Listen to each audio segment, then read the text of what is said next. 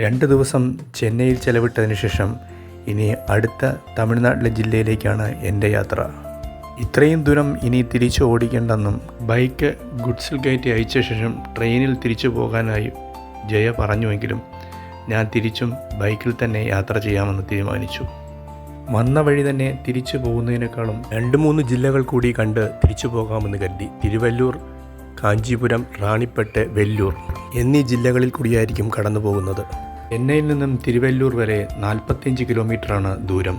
രാവിലെ ജയ ഉണ്ടാക്കി തന്ന ദോശയും ടൊമാറ്റോ ചട്നിയും കഴിച്ച് 6 മണിക്ക് തന്നെ യാത്ര തിരിച്ചു. ചെന്നൈയിലെ തിരക്കുകൾ കൂടുന്നതിന് മുമ്പ് തന്നെ ചെന്നൈ സിറ്റി കടന്നു കിട്ടണം എന്നായിരുന്നു എൻ്റെ ലക്ഷ്യം. ഇതാണ് ചെന്നൈയിൽ നിന്നും തിരുവല്ലൂർ, കാഞ്ചീപുരം, വെല്ലൂർ എന്നിവ സ്ഥലങ്ങളിൽ പോകുന്ന ഹൈവേ. തമിഴ്നാടും ആന്ധ്രയും തമ്മിലുള്ള അതിർത്തി പങ്കിടുന്ന ജില്ലയാണ് തിരുവല്ലൂർ. ഇതാണ് തിരുവല്ലൂർ ടൗൺ. 1997 ചെങ്കൽപ്പെട്ട് ജില്ലയിൽ നിന്നും രൂപം കൊണ്ടതാണ് തിരുവല്ലൂർ എന്ന മുൻകാലത്ത് അറിയപ്പെട്ടിരുന്ന തിരുവല്ലൂർ ജില്ല. തിരു എന്നാൽ വിഷ്ണു എന്നും എവുൾ എന്നാൽ സർപ്പമെന്നും അർത്ഥം വരുന്നതിനാൽ തിരുവള്ളൂർ എന്നതിനർത്ഥം സർപ്പത്തിന് മുകളിൽ കിടക്കുന്ന മഹാവിഷ്ണു ഇരിക്കുന്ന സ്ഥലം എന്നാണ് ഇതിനർത്ഥം. ഇവിടെയുള്ള വീരരാഘവ പെരുമാൾ ക്ഷേത്രമാണ് തിരുവല്ലൂരിനെ പ്രസിദ്ധമാക്കുന്നത്. ഇതാണ് ക്ഷേത്രത്തിലേക്കുള്ള പ്രധാന കവാടം. പൗർണമി ദിവസമാണ് ഈ ക്ഷേത്രത്തിലെ പ്രധാനപ്പെട്ട ദിവസം. ഈ ക്ഷേത്രത്തിൽ സ്ലീപ്പിംഗ് പൊസിഷനിൽ കിടക്കുന്ന മഹാവിഷ്ണുവിനെ വീരരാഘവ പെരുമാൾ എന്ന പേരിലാണ് ആരാധിക്കുന്നത്. തിരുവല്ലൂരിലെ മറ്റ് പ്രധാനപ്പെട്ട ആകർഷണങ്ങൾ പുലിക്കാട്ട് ലേക്ക്, പുലിക്കാട്ട് കോട്ട, തിരുത്താണി മുരുകൻ ടെമ്പിൾ, പൂണ്ടി ഡാം എന്നിവയാണ്. ഇതാണ് പുലിക്കാട്ട് ലേക്ക്. ഇന്ത്യയിലെ ഏറ്റവും വലിയ 2ാമത്തെ ഉപ്പുവെള്ള തടാകം അല്ലെങ്കിൽ ലഗൂണാണ് പുലിക്കാട്ട് ലേക്ക്. ഒഡീഷയിലെ ചിലിക്ക തടാകത്തിനാണ് 1ാം സ്ഥാനം.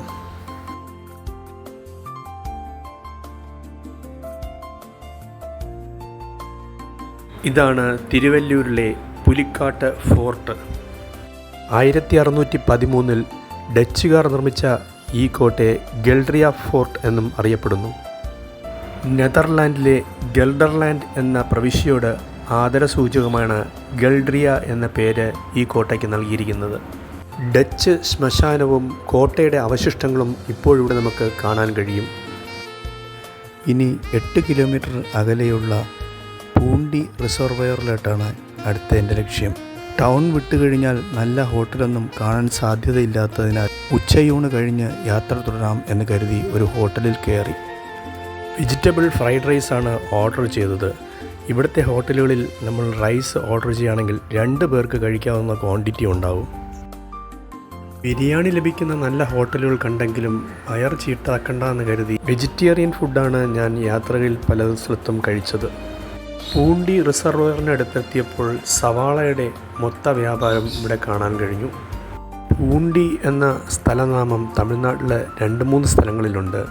വേളാങ്കണ്ണിക്ക് പോകുന്ന വഴിയിൽ പൂണ്ടി മാതാ ചർച്ചുണ്ട്. തഞ്ചാവൂരിനടുത്ത് വേറൊരു പൂണ്ടി എന്ന സ്ഥലമുണ്ട്. ഇതാണ് തിരുവല്ലൂരിലുള്ള പൂണ്ടി റിസർവോയർ. ഈ റിസർവോയറിൻ്റെ മറ്റൊരു പേരാണ് സത്യമൂർത്തി സാഗർ.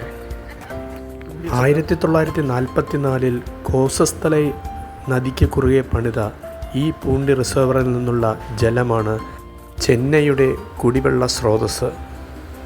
1954 മുതൽ 1963 വരെ തമിഴ്നാട്ടിലെ മുഖ്യമന്ത്രിയായിരുന്ന കുമാരസ്വാമി കാമരാജിൻ്റെ മുഖ്യ രാഷ്ട്രീയ ഉപദേഷ്ടാവായിരുന്നു എസ് സത്യമൂർത്തി. അദ്ദേഹത്തോടുള്ള ആദരസൂചകമായാണ് ഈ റിസർവോയറിന് സത്യമൂർത്തി സാഗർ എന്ന പേര് നൽകാൻ കാരണം.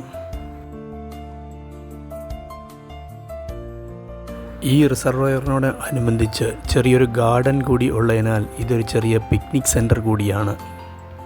ഇവിടെ നിന്നിനി അടുത്ത എൻ്റെ യാത്ര കാഞ്ചീപുരത്തേക്കാണ്.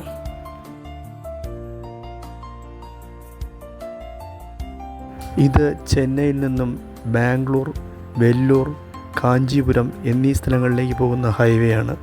ഇവിടെ നിന്നും ഇനി 57 കിലോമീറ്റർ ഉണ്ട് കാഞ്ചീപുരത്തേക്ക്. ഈ ഹൈവേയിൽ 127 കിലോമീറ്ററിലൂടെ മുന്നോട്ട് പോയാൽ തിരുപ്പതിയിൽ എത്തിച്ചേരാം. കാഞ്ചീപുരം ജില്ലയിൽപ്പെട്ട ഒരു സ്ഥലമാണ് ശ്രീ പെരുമ്പത്തൂർ. ഇവിടെ വച്ചാണ് രാജീവ് ഗാന്ധി കൊല ചെയ്യപ്പെട്ടത്. അതിൻ്റെ ഓർമ്മയ്ക്കായിട്ട് ഇവിടെ ഇപ്പോൾ രാജീവ് ഗാന്ധി നിனைവകം എന്നൊരു മെമ്മോറിയൽ ഉണ്ട്. ശ്രീ പെരുമ്പത്തൂരിൽ വെച്ചാണ് 1991 മെയ് 21 രാജീവ് ഗാന്ധി കൊല ചെയ്യപ്പെട്ടത്.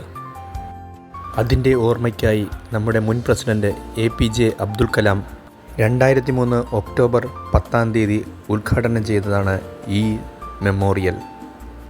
ആർക്കിടെക്റ്റ് KT രവീന്ദ്രൻ ഡിസൈൻ ചെയ്ത ഈ മെമ്മോറിയൽ 4.94 ഏക്കറിൽ വ്യാപിച്ചു കിടക്കുന്ന വളരെ മനോഹരമായ ഒരു സൃഷ്ടിയാണ്. ശ്രീ രാജീവ് ഗാന്ധി അന്തരിച്ച ദിവസം അദ്ദേഹം കാറിൽ വന്ന് ഇറങ്ങിയ സ്ഥലത്താണ് ഈ ശിലാഫലകം സ്ഥാപിച്ചിരിക്കുന്നത്. ഇവിടെ ഈ കാണുന്ന തൂണുകളുടെ പിറകുവശത്താണ് അന്ന് സ്റ്റേജ് ഒരുക്കിയിരുന്നത്. ഉയർന്നു നിൽക്കുന്ന ഈ 7 തൂണുകൾ ഇന്ത്യ പ്രാധാന്യം നൽകുന്ന 7 മൂല്യങ്ങളെയാണ് കാണിക്കുന്നത്. ഇതിൽ അശോകചക്രം ധർമ്മത്തെ സൂചിപ്പിക്കുന്നു, ബോധിവൃക്ഷം സത്യവും, 3 തട്ടുള്ള കുട ന്യായവും, നക്ഷത്രം അറിവും, ദീപം ത്യാഗവും, താമര ശാന്തിയും, നെൽക്കതിർ സമൃദ്ധിയെയും പ്രതിനിധാനം ചെയ്യുന്നു. രാജീവ് ഗാന്ധിയുടെ ഈ ഛായാചിത്രം വച്ചിരിക്കുന്നിടത്താണ് അദ്ദേഹം മരിച്ചു വീഴുന്നത്. ഈ ചുവന്ന കല്ല് മാർക്ക് ചെയ്തിരിക്കുന്നിടത്താണ് അദ്ദേഹത്തിൻ്റെ ഭൗതിക ശരീരം കിടന്നിരുന്നത്. ശ്രീ രാജീവ് ഗാന്ധി പറഞ്ഞ കാര്യങ്ങളാണ് ഈ ചുമരിൽ ഹിന്ദിയിലും ഇംഗ്ലീഷിലും തമിഴിലും രേഖപ്പെടുത്തിയിരിക്കുന്നത്. ഇന്ത്യയെക്കുറിച്ച് പ്രതിപാദിക്കുന്ന റിലീഫ് വാൾ എന്ന ഈ ചുമരിൽ ഹിമാലയവും ഗംഗയും ഇന്ത്യയുടെ വളർച്ചയും രാജീവ് ഗാന്ധിയുടെ രൂപവും ഉൾപ്പെടുത്തിയിരിക്കുന്നു. 1997 ചെങ്കൽപ്പെട്ടിൽ നിന്നും രൂപം കൊണ്ട കാഞ്ചീപുരം ജില്ലയെ 1000 ക്ഷേത്രങ്ങളുടെ നഗരം എന്നറിയപ്പെടുന്നു. പ്രശസ്തമായ കാഞ്ചി കാമാക്ഷി ക്ഷേത്രം കാഞ്ചീപുരത്താണ്. കാഞ്ചീപുരത്ത് എത്തുന്നതിന് മുമ്പ് തന്നെ നമുക്ക് അകലെ കാഞ്ചി കാമാക്ഷി ക്ഷേത്രം, ഏകാംബരേശ്വര ക്ഷേത്രം, കൈലാസനാഥ ക്ഷേത്രം എന്നിവ കാണാൻ കഴിയും. വൈഷ്ണവരുടെ ദിവ്യദേശങ്ങളെന്ന 108 ക്ഷേത്രങ്ങളിൽ ഒന്നായ വരദരാജ പെരുമാൾ ക്ഷേത്രം കാഞ്ചീപുരത്താണ്. ഇത് കാഞ്ചീപുരത്തുള്ള ഏകംബരനാഥർ ടെമ്പിളാണ്. ഇവിടെയുള്ള എല്ലാ ക്ഷേത്രങ്ങളും ചുറ്റിക്കറങ്ങുക എന്നത് സമയക്കുറവ് കാരണം എനിക്ക് സാധ്യമല്ല. കാഞ്ചീപുരം എന്ന പേരിൻ്റെ ബ്രഹ്മാവിനെയും ആഞ്ചി വിഷ്ണു ഭഗവാനുള്ള അദ്ദേഹത്തിൻ്റെ ആരാധനയെയും കുറിക്കുന്നു. ഇത് കാഞ്ചീപുരം സിറ്റിയിൽ ശിവഭഗവാന്റെ പേരിലുള്ള ഏകംബരേശ്വർ ക്ഷേത്രം. അയോധ്യ, മധുര, കാശി, കാഞ്ചി, ഹരിദ്വാർ, ഉജ്ജയിനി, ദ്വാരക, ഭാരതത്തിലെ 7 മോക്ഷപുരികൾ എന്നറിയപ്പെടുന്ന ഈ സ്ഥലങ്ങളിൽ കാഞ്ചീപുരം മാത്രമാണ് സൗത്ത് ഇന്ത്യയിലുള്ളത്.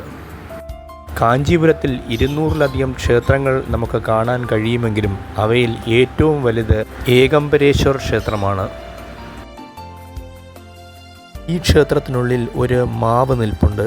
ഈ മാവിന് 4 ശിഖരങ്ങളാണുള്ളത്. ഈ 4 ശിഖരങ്ങളിലും ഉണ്ടാകുന്ന മാങ്ങയ്ക്ക് 4 വ്യത്യസ്ത രുചിയാണെന്നാണ് പറയപ്പെടുന്നത്. ഈ ക്ഷേത്രത്തിന് ഏകംബരേശ്വർ ക്ഷേത്രം എന്ന് പേര് വരാൻ തന്നെ കാരണം 3600 വർഷം പഴക്കമുണ്ടെന്ന് കരുതുന്ന ഈ മാവ് തന്നെയാണ്. ഏകം എന്നാൽ ഒന്നെന്നും ആമ്രയം എന്നാൽ മാവ് എന്ന അർത്ഥമാണ് വരുന്നത്. ക്ഷേത്രത്തിന് പിന്നിലെ കഥ, പണ്ട് കൈലാസത്തിൽ വെച്ച് പാർവതി ദേവി തമാശയ്ക്ക് ശിവൻ്റെ കണ്ണ് പൊത്തിയെന്നും ഇതേ തുടർന്ന് പ്രപഞ്ചം മുഴുവൻ ഇരുട്ടാവുകയും പ്രളയത്തിന് സമാനമായ അന്തരീക്ഷം വന്നുചേരുകയും മാർക്കണ്ഡേയ മുനി ശിവനോട് പ്രാർത്ഥിച്ചതിൻ്റെ ഫലമായി ശിവൻ മാവിൻ്റെ രൂപത്തിൽ കാഞ്ചീപുരത്ത് പ്രത്യക്ഷപ്പെടുകയും തെറ്റ് ചെയ്ത പാർവതി ദേവിയെ തെറ്റ് തിരുത്തുന്നതിനായി ഈ മാവിൻ്റെ ചുവട്ടിൽ തപസ് ചെയ്യണമെന്ന് ആവശ്യപ്പെടുകയും ചെയ്തുവെന്നാണ് വിശ്വാസം. കാഞ്ചീപുരം ടൗണിൽ നടക്കുമ്പോൾ പ്രധാനമായും കാണുന്ന ഒരു കച്ചവടം മുളച്ചീളുകളിൽ ഉണ്ടാക്കിയ കുട്ടകളും കരകൗശല വസ്തുക്കളുമാണ്. ഇത് കാഞ്ചീപുരം കാമാക്ഷി അമ്മൻ ടെമ്പിൾ. ഐതിഹ്യമനുസരിച്ച് ശിവനെ ആശ്വസിപ്പിക്കാനും സതീദേവിയെ പുനർജന്മം ചെയ്യിക്കാനും വേണ്ടി മഹാവിഷ്ണു തൻ്റെ സുദർശന ചക്രം ഉപയോഗിച്ച് സതീദേവിയുടെ ശരീരത്തെ 51 കഷണങ്ങളാക്കി മുറിച്ചു. സതീദേവിയുടെ പൊക്കിൾ ഭാഗം വന്നു വീണ സ്ഥലമാണ് ഇതെന്ന് വിശ്വസിക്കുന്നു. അതിനാൽ ഈ സ്ഥലത്തിന് നാഭിപീഠം അല്ലെങ്കിൽ ഉദ്യാനപീഠം എന്ന് പേര് ലഭിച്ചു. രാത്രി കാമാക്ഷിയമ്മൻ ടെമ്പിൾ ദീപാലങ്കൃതമായപ്പോഴുള്ള കാഴ്ചയാണിത്.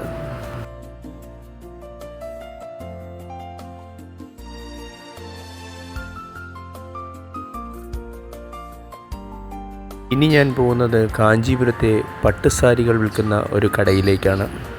കടയുടെ എൻട്രൻസിൽ തന്നെ പട്ടുസാരി നെയ്യുന്ന രീതിയും അതിനുള്ള ഉപകരണവും പ്രദർശിപ്പിച്ചിട്ടുണ്ടായിരുന്നു.